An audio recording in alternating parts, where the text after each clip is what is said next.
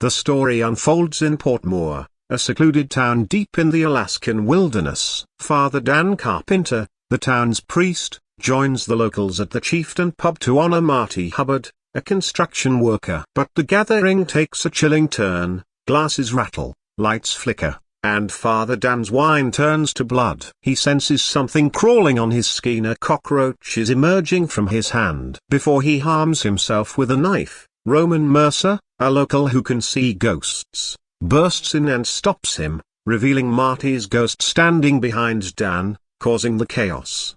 3 days earlier, Roman prepares to leave town. He stops at the church to say goodbye to Father Dan, who is talking with Mayor Val about the upcoming elections. Dan offers Roman a heartfelt farewell, but Val remains indifferent, disappointing him. At the bus stop, townspeople sneer at Roman. Maggie, a girl from town, defends him, praising his rare gift and denouncing the town's treatment of him. They board the bus, but Maggie urges him to stay. Roman refuses, and as she exits, the other passengers are confused by his one-sided conversation. A chill sweeps through the bus. Maggie was never really there. She's a ghost. Suddenly, the driver sees a boy in the road and swerves to avoid him, only to realize it's a spirit. The bus crashes and bursts into flames. Maggie reappears to help Roman escape. He tries to save Mrs. Foon, but a ghost drags her away. Roman escapes just in time. As the sole survivor, he explains the incident to Sheriff Sam, who offers him a ride to his mother's house. Roman arrives at his eerie childhood home. During dinner, Maggie appears again, glad he stayed. She soon vanishes to check on her dad. Unimpressed with the food, Roman visits the Chieftain pub, where Carla serves him. They discuss his estranged mother, and Roman is haunted again by Mrs. Foon's ghost. The next day, Marty and his crew work on a bridge. Marty is suddenly attacked by an unseen force and thrown to his death. Roman confides in Sam about the bus events. Though Sam believes him, he advises discretion. Their chat is interrupted with news of a bridge emergency. Everyone else on the crew is dead. At church, the townspeople gather. Superstitious Doe blames Roman for surviving the crash, and others accuse his mother of cursing the town. Father Dan defends Roman, who quietly leaves, only to encounter the ghosts of the bus victims again. Later, Roman and Maggie talk about his burden. She comforts him and hints the earthquake wasn't natural. Roman reflects on losing his best friend and asks what the ghosts want. Maggie explains they're trapped and become hostile if they can't move on. Meanwhile,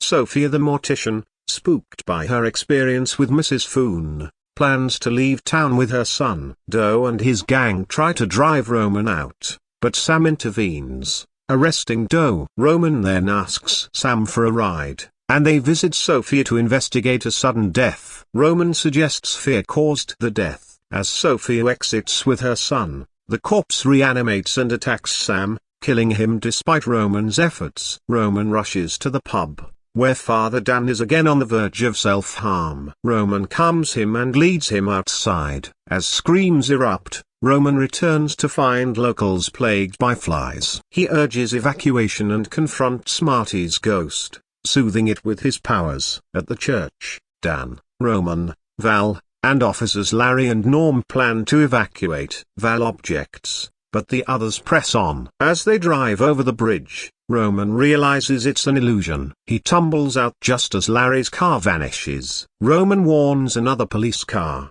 and they witness the deception. Father Dan praises Roman's gift, and they commit to confronting the ghosts, now trapped in the town. Elsewhere, Roman and Norm inspect the damaged bridge. Billy, Val's brother, and his friend Chewie arrive by boat for a deal with Lambda, a research firm. On the way, they see dead whales in the water. At home, Val's daughter Isabel draws her late uncle Trevor. When Billy delivers cargo to Lambda, Val accuses him of mentioning Trevor to the kids. Billy denies it but later sees Trevor's ghost. Lambda refuses to pay, and as Billy prepares to leave, Chewie reports engine trouble. At the pub, Roman warns Billy about a ghost, but is thrown out. Dan encourages Billy to trust Roman. Next morning, Val and Norm question Billy about Trevor, whose body washed ashore. Billy insists he drowned 10 years ago. At Sophia's, Val pushes Billy to explain. He recounts that Trevor vanished in a storm after they drank and used a raft. That night,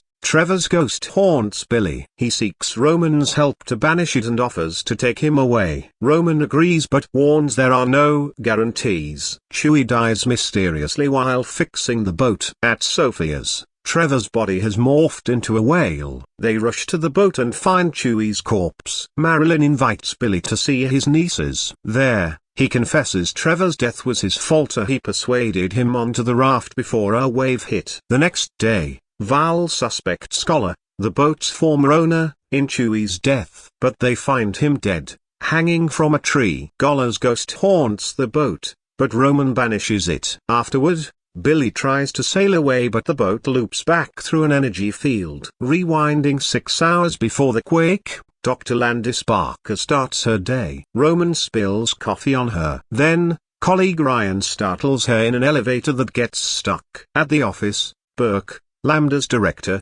orders an experiment despite concerns. It goes wrong, triggering the earthquake and trapping scientists in a burning lab. Landis can't open the doors, and her team perishes. Haunted by Chloe, a victim, Landis confides in Paolo, who moves in due to the lockdown. Burke lies, saying Paolo's wife is fine. Ryan sees moths, a hallucination that leads him to jump to his death. Landis starts documenting others' experiences and theorizes antimatter from the experiment caused the hauntings. Paolo is skeptical but agrees to help.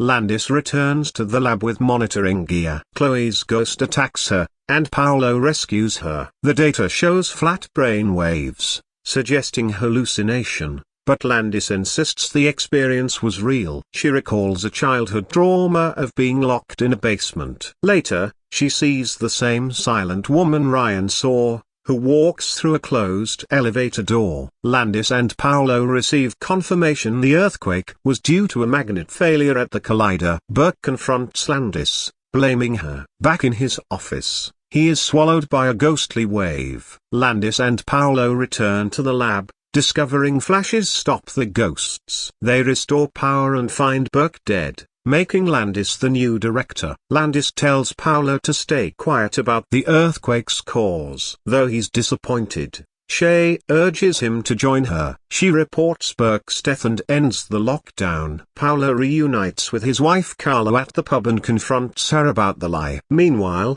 Landis seeks comfort in Billy's arms as night falls,